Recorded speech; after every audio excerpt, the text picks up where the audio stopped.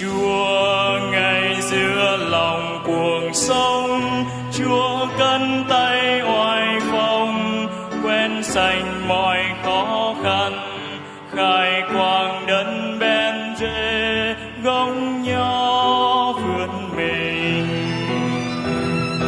Cây miền mài lan nhanh khắp nơi, muôn cành rừng che bóng,